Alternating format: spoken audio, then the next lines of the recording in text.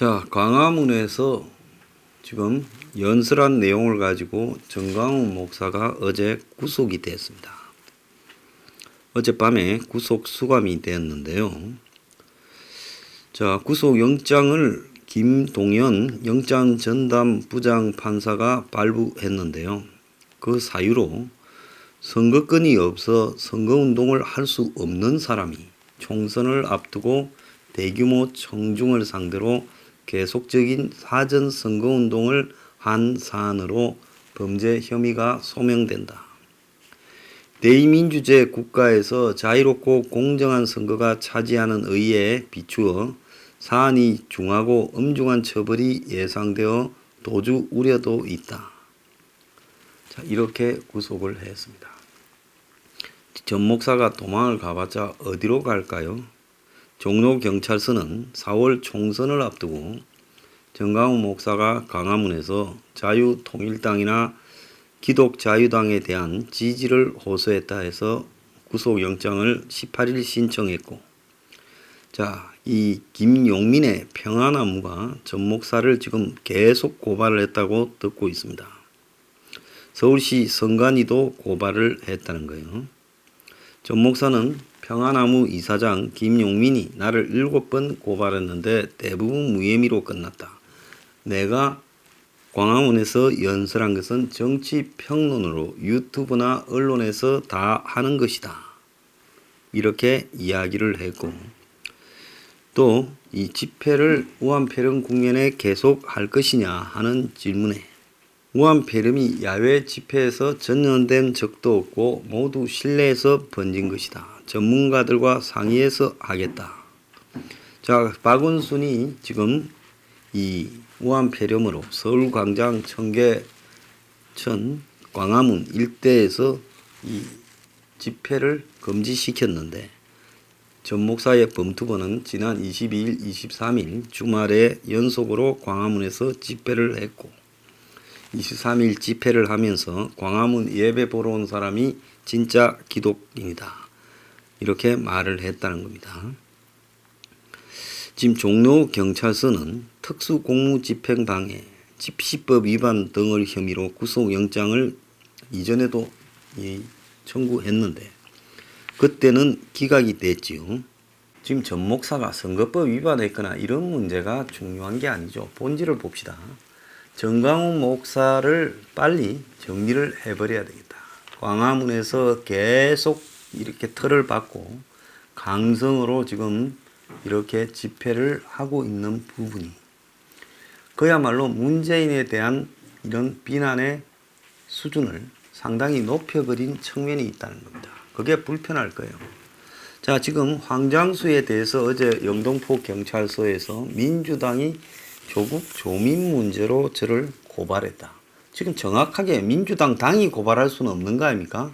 그래도 법적으로는 고발을 하려 그러면 민주당을 대신해서 고발한 사람 누군가는 있어야 되겠지요. 지금 그것도 누가 했는지도 제가 아직 파악을 못하고 있어서 정보 공개 신청을 한 상황입니다. 결국 정광훈 목사의 구속이나 저에 대한 고발의 의미는 이 정권을 성역 없이 공격하는 사람들을 그냥 두지 않겠다는 거죠. 그래서 항상 터집을 잡는 것이 이제 선거법 위반, 돈 문제, 그리고 이제 더 나아가서 집시법 위반, 명예훼손 이런 걸 건드립니다. 그래서 전 목사에게는 결국은 선거법 위반으로 이제 걸라고 하는 거죠. 또 돈도 지금 걸어놓고 있죠.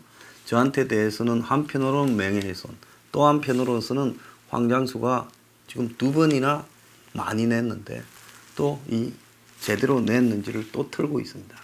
이게 뭘 의미하겠습니까? 그리고 아까 앞에 이야기했죠. 광고비가 10분의 1 수준으로 줄어들었는데 이거의 핵심은 뭔가 하면 우한폐렴 이야기, 개헌 이야기를 하면 대부분이 100% 광고에서 제외된다는 겁니다. 그러니까 아예 그냥 말라 죽이고 한편으로는 이렇게 여당이 저를 고발했다. 아마 보통 사람은 여당이 고발장이 왔다고 하고 경찰에서 출두하라. 출두하지 않고 피하면 긴급 체포할 수도 있다. 이런 통지서를 받으면요, 다 스트레스 받아서 견디지를 못할 겁니다. 결국 왜 지금 미래통합당에 야당 의원들에 대해서 먼저 탄압을 하는 것이 정상적인 정치 국면에서는 그게 당연한 겁니다. 그러지 않습니까? 그때 박정희 정권 때 야당을 탄압할 때 김영삼부터 야당 대표 옷을 벗기지 않았습니까? 그리고 야당 의원 몇 명이 잡혀가고 이랬죠. 원래 그게 정상인데 지금 이 나라가 야당조차도 사쿠라 비슷하게 돼가니까 야당을 건드리는 게 아니라 그야말로 가장 문 정권을 향해서 비판의 소리를 높이는 정강훈, 황장수 두 사람을 타깃으로 했다. 그렇게 보고 있습니다. 자기들이 봤을 때는 이 두 사람은 거의 성역이 없이 문 정권을 공격을 한다. 그러니까 성역 없이 공격하면 당한다라는 걸 보여줘야 입을 막을 수 있다. 이렇게 생각을 할 겁니다. 히틀러가요, 얼마나 웃겼는가 하면 이 본 해퍼 목사, 정강훈 목사가 아마 저도 그 제 방송에서 그걸 쓰기 전에 이야기했는데, 그 미친 자가 차를 몰고 가면 그 미친 자의 차를 이 운전대를 뺏어야서 제거해야지 그 미친 자의 지금 이 미친 이 폭주를 그대로 방관하거나 폭주에 다친 사람을 돌보는 수준으로 가서는 안 된다고 보네프 목사가 히틀러를 견주어서 이야기를 했죠. 자, 지금도 논란이 되는 것은 독일의 홀로코스트에 대해서 이 비오 12세 교황이 홀로코스트에 제대로 이렇게 비판하지 않고 묵인했느냐라는 것이 지금 의문이 제기되어 왔습니다. 자, 당시 바티칸은 이 공산주의의 확산을 두려워했고 나치 독일이 공산주의를 막기 위한 보루로 이렇게 생각을 해서 나치의 우호적이었다. 이런 이야기들이 바다해 있습니다. 그래서 독일에는 이제 이 가톨릭은 좀 약했고 루트거 교회가 이렇게 덕세에 있었지만은 독일의 교회도 히틀러에게 협조하면서 소수의 종교인과 소수의 학생들만이 나치 독일에 저항해서 싸우고 또 히틀러를 군부 내의 소수만이 제거하려고 싸웠습니다. 그래서 그 사람들이 다 잡혀서 처형을 당했어요. 보네프 목사도 아마 독일이 망하기 한 달 전쯤에 총살을 당했습니다. 자, 그래서 이런 사례들을 우리가 볼 때, 자, 시절이 수상하면 진실을 말하는 자는 소수고 다수는 진실을 말하는 척 하다가 그때부터는 보신주의로 빠져가서 기술적으로 이렇게 살아갑니다. 지금까지 보면 한동안은 문정권을 비판하면서 비판을 통해서 돈을 많이 벌은 사람들이 있습니다. 자, 황장수 뉴스 브리핑은 잠시 반짝했지 고난의 세월이 훨씬 많았습니다. 지금 한 13, 4개월째 고난을 겪고 있고요. 이제 뉴스 브리핑은 엄청나게 무너져 버렸습니다. 수입으로도 그렇고 뭐 수입은 고사하고 구독이나 조회도 뭐 여러분들이 더 잘 아실 겁니다. 자, 이런 상황에서 말려 죽이려 하는데도 지금 한 1년 이상 버텨오고 있습니다. 15개월째 버텨오고 있어요. 그럼에도 지금 이 뉴스 브리핑에서 이야기하고 있는 말들이 또 뉴스 브리핑이 하는 윤석열 검찰 의원 집회가 또 문 정권의 비리들을 공개하는 내용들이 두려운 겁니다. 그래서 그 두려움 때문에 여당이 민주당을 시켜가지고 저를 고소한 겁니다. 이인영 원내대표, 저하고 같은 날 기자회견하고 영입됐죠. 젊은 피로. 자, 그 민주당이 그 당이 이념적으로 문제가 있다. 그래서 뛰쳐놓은 황장수를 이제 고발을 하고 있습니다. 자, 그러면 고발을 정정당당하게 당대표나 원내대표나 하다못해 대변인이라도 내세워가지고 왜 고발하는가, 고발 주체가 누구인가에 대해서 명확하게 말을 하고 공론화해서 고발하는 것이 예의죠. 상식입니다. 그리고 고발 자체가 논란이 되어야 되지요. 정치적으로나 언론에 의해서요. 자, 황장수는 정광훈 목사님은 언론을 타기라도 해요. 그런데 대한민국에서 황장수는 언급이 안 되는 유령입니다. 좌우의 모든 언론들이 황장수를 지금 언급하지 않고 있어요. 여당이 조국 조민 문제로 황장수를 고발했다. 이렇다면 이건 신문에 나야 될 상황이죠. 그럼에도 불구하고 다 언급을 안 하고 있다는 겁니다. 이거는 뭘 의미하느냐. 그러니까 정광훈은 지금 미래통합당하고도 불편해. 또 기존의 종교계하고도 불편해. 자, 강성으로 나갔다. 정광훈은 지금 여기서 여러 가지를 잡아서 죽여도 정광훈 살리자고 큰 흐름이 일어나지 않을 것이다. 미래통합당도 침묵할 것이다. 황장수도 마찬가지.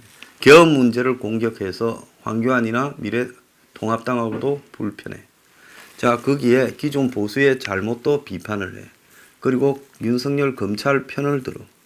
자, 이러니까 이 황장수를 우리가 고발하고 뒤를 틀고 앞을 막으면 저놈이 얼마나 버티겠는가. 머지않아 손들지 않겠는가. 지금 그걸로서 지금 황을 꺾으려고, 저를 꺾으려고 하는 것이죠.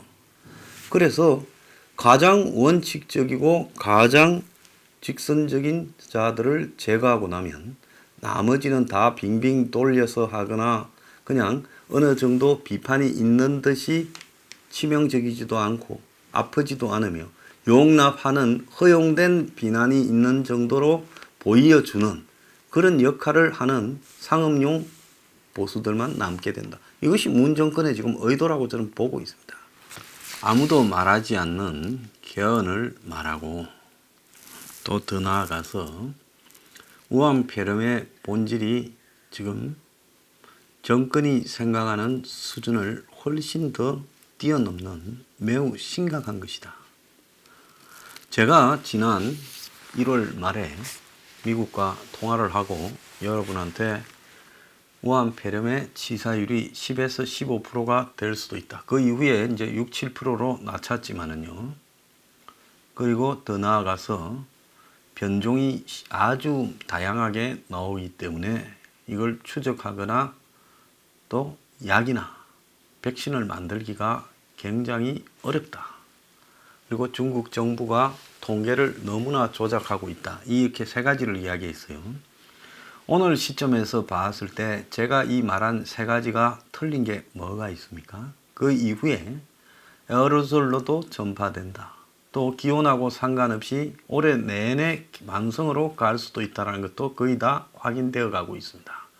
한국에도 사망자가 곧 속출할 거다라는 이야기도 확인되어 가고 있고 곳곳에 수천의 확진자들이 넘쳐날 것이다. 정부가 지금 거짓을 말하고 있다. 더 나아가서 정부가 우한폐렴이 별거 아니다. 센 독감이다. 공포스럽지 않다. 곧 종식된다고 하는 것이 거짓말이다. 다 입증됐잖아요. 자, 정권은 그 많은 기구와 인력과 돈을 쓰고도 저보다도 몰랐습니다.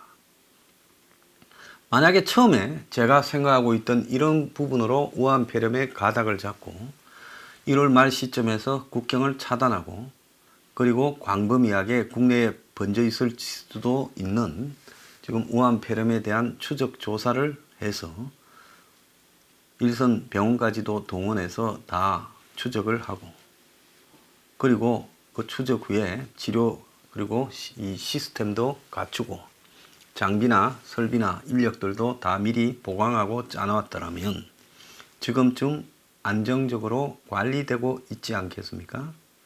자, 이런 부분들을 미리 이야기했다고 이 황장수가 제거 대상입니까? 아무도 말하지 않는 개헌 문제를 말했다 해서 제거 대상입니까? 제일 먼저 윤석열 검찰 편을 들었다고 해서 제거 대상입니까?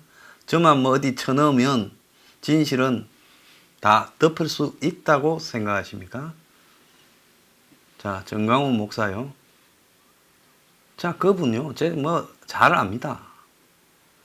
그분이 저렇게 구속될 만큼 잘못한 게 없습니다.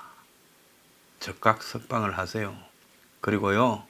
저하고 한번 해보겠다면 기꺼이 상대를 해주겠는데 다만 누가 고발했는지부터 밝히고 싸웁시다. 예? 이 미련한 정권아.